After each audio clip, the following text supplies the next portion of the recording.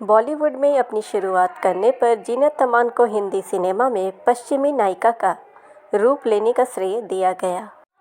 इनका जन्म जर्मनी में एक मुस्लिम पिता और एक हिंदू मां सिंधा के घर हुआ था। उनके पिता मुगले आजम और पाकीजा जैसी ब्लॉकबस्टर फिल्मों के लेखक में से एक थे। जब जीनत सिर्फ 13 साल की थी तब उनके पिता की मृत्यु हो गई थी। उनकी मां ने एक जर्मन मिस्टर हेन से शादी की, जिन्हें बाद में फिल्म पत्रिकाओं में जीनत पर छपने वाली सभी लेखों में लगातार मिसेज हेंज के रूप में संदर्भित किया गया। फिर जीनत अमान की मां ने जर्मनी में नागरिकता प्राप्त की और उन्हें जर्मनी ले गई, जहां जीनत अमान बहुत दुखी थीं। 18 साल की होते ही भारत लौट आईं। जीनत अमान ने सेंट जेवियर्स कॉलेज मुंबई से स्नातक की उपाधि प्राप्त की और छात्र सहायता पर आगे की पढ़ाई के लिए लॉस एंजल्स, कैलिफोर्निया में दक्षिणी कैलिफोर्निया विश्वविद्यालय चली गईं। भारत लौटने पर उन्होंने सबसे पहले फेमिना के लिए एक पत्रकार की नौकरी की और फिर बाद में मॉडलिंग में चली गईं। जिन पहले कुछ ब्रांडों के लिए उन्होंने मॉडलिंग की, उनमें से एक ताजमहल टी और 1966 में टेलीविजन एक्स डेब्यू था। वह मिस इंडिया प्रतियोगिता में दूसरी रनर अप रहीं और 1970 में मिस एशिया पैसिफिक जीतीं। फिल्मी करियर जीनत अमान का कामुक व्यक्तित्व उस युग के कई रूढ़िवादी सितारों के विपरीत था। ऐसे समय में जब अभिनेत्रियां स्क्रीन पर आज्ञाकारी पत्नियां और प्रेमिकाएं होती थीं, उस वक्त जीनत अमान को अधिक अपरंपरागत भूमिकाओं की ओर आकर्षित किया गया। उन्हें अवसरवादी के रूप में लिया गया, जो एक करोड़पति रोटी कपड़ा और मकान के लिए अपने बेरोजगार प्रेमी को छोड़ देती हैं। एक महत्वाकांक्षी लड़की जो अपने करियर बनाने के लिए अपने बच्चे का गर्भपात करने पर विचार करती है, और इसके साथ ही वह चोरी मेरा काम, छैला बाबू, दोस्ताना और लावारिस जैसी अधिक पारंपरिक फिल्मों में अभिनय के साथ इन भूमिकाओं को संतुलित करने में सफल रहीं, जिन्हें कई लोगों द्वारा भारतीय सिनेमा में मील का पत्थर माना जाता है। शुरुआत लॉस एंजल्स में पढ़ाई करने, मिस एशिया पेजेंट जीतने और एक सफल मॉडलिंग करियर के बाद जीनत अमान का फिल्मी करियर 1971 में ओपी रल्हन की हलचल में एक छोटी सी भूमिका के साथ शुरू हुई।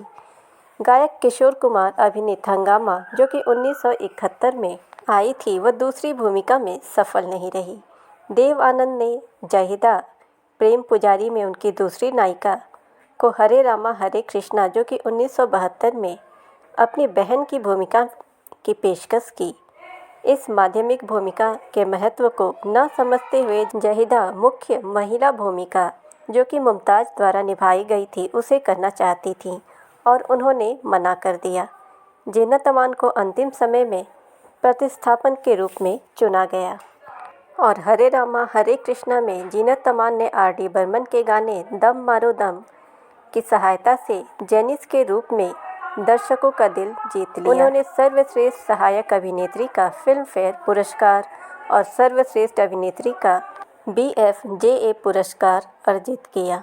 1970 के दशक के दौरान देव जीनत की जोड़ी को आधा दर्जन फिल्मों में देखा गया, जैसे हीरा और पन्ना, इश्क इश्क इश्क 1974 में आई थी, प्रेम शस्त्र 1974, वारंट, डार्लिंग डार्लिंग और कालाबाज। इनमें से वारंट बॉक्स ऑफिस पर सबसे बड़ी सफलता हासिल की। यादों की बारात, जो कि 1973 में गिटार लिए लड़की के रूप में उनके हिप्पी लुक, चुरा लिया है तुमने जो दिल को, जो कि आशा भोसले की आवाज़ में था। इस गीत को गाते हुए उन्हें और अधिक लोकप्रियता मिली थी और लाखों प्रशंसकों का दिल जीत लिया था। वह यादों की बारात में दिखाई दी और 1970 के दशक में हर हिंदी फिल्म पत्रिका के कवर पर जीनत अमान की तस्वीर छपी थी। दिसंबर 1974 में सिने ब्लिट्ज पत्रिका का शुभारंभ हुआ, जिसके कवर पर जीनत अमान थी, जो उस समय उनकी लोकप्रियता का प्रमाण था। हालांकि वह लोकप्रिय पत्रिका स्टारडस्ट की पसंदीदा कवर गर्ल बन गई। 1970 के दशक के अंत में जीनत अमान ने अपने बाद के करियर में B.R. चोपड़ा, नासिर हुसैन, शक्ति सामंत, मनोज कुमार और मनमोहन देसाई जैसे अन्य बैनरों के साथ सफलता पाई और 1978 में उन्होंने राज कपूर की बड़े पैमाने पर प्रचारित सत्यम शिवम सुंदरम में अभिनय किया। हालांकि फिल्म की कड़ी आलोचना की गई थी क्योंकि इस फिल्म में राज कपूर ने जीनत अमान की सेक्स अपील को प्रदर्शित करना चुना था। अभिनेत्री को उनके प्रदर्शन के लिए बहुत आलोचना का सामना करना पड़ा, लेकिन किसी तरह बाद में फिल्म ने जीनत अमान की प्रसिद्धि में बहुत बड़ा योगदान दिया। इस फिल्म के लिए उन्हें सर्वश्रेष्ठ अभिनेत्री के रूप में फिल्म फेयर नामांकन मिला। जीनत अमान का हॉलीवुड में प्रवेश भी विफल रहा जब कृष्ण साह की शालीमार, जिसमें धर्मेंद्र और रेक्स हैरिसन और सिल्विया माइकल जैसे अंतर्राष्ट्रीय नाम थे, अमेरिका और कनाडा में यह फिल्म असफल साबित हुई। जीनत अमान के पास कॉन्वेंट स्कूल की लड़के जैसा लहजा था और वह खुले कपड़े पहनने के शौकीन थी। शालीमार फिल्म के लॉन्च पर वह सोफिया लॉरेंस और जीना लोलो ब्रिगिडा से मुकाबला करने में सफल रहीं और 1978 उनके लिए एक आपदा वर्ष हो सकता था क्योंकि सत्यम शिवम सुंदरम के बॉक्स ऑफिस पर कम कमाई हुई थी। सत्यम शिवम सुंदरम और शालीमार जैसी फिल्मों में तो उन्होंने काम किया, लेकिन डॉन ही था जो उनकी मदद के लिए आगे आया और उनके करियर को फिर से ऊंचाई पर ले गया। लेकिन डॉन की भूमिका स्वीकार करने के लिए उनके कारण परोपकारी थे और उन्होंने उसके लिए कोई पारिश्रमिक भी नहीं लिया था क्योंकि वह निर्माता नरीमन ईरानी की मदद करना चाहती थी, जिनकी फिल्मांकन के बीच में ही मृत्यु हो गई थी। पश्चिमी बदला लेने वाली एक्शन फिल्म की उनकी भूमिका इस फिल्म की सफलता में नायिका का बहुत बड़ा योगदान था और उनके प्रशंसक फिर से उनसे जुड़ गए। 1970 के दशक के अंत तक परवीन बॉबी और टीना मुनीम जैसी पश्चिमी अभिनेत्रियों ने उनके पद चिन्ह का अनुसरण किया। जीनत अमान ने धर्मवीर, छैला बाबू और द ग्रेट जैसी हिट फिल्मों में अभिनय करना जारी रखा। 80 के दशक की शुरुआत में मल्टी स्टारर फिल्में एक चलन बन गई थीं और जीनत अमान से इतनी सारी फिल्मों में उनकी सफलता के बावजूद हीरो ओरिएंटेड फिल्मों में सिर्फ सेक्स अपील देने के लिए कहा जाने लगा। इस चलन के विपरीत बी.आर. चोपड़ा की फिल्म इंसाफ का तराजू में न्याय की मांग करने वाली बलात्कार पीड़िता के रूप में उनका अभिनय था, जिसके लिए उन्हें फिल्म फेयर सर्वश्रेष्ठ अभिनेत्री का नामांकन मिला था। इस फिल्म के बाद कुर्बानी, अली बाबा और 40 चोर, दोस्ताना और लावारिस में सफलता मिली उन्हें।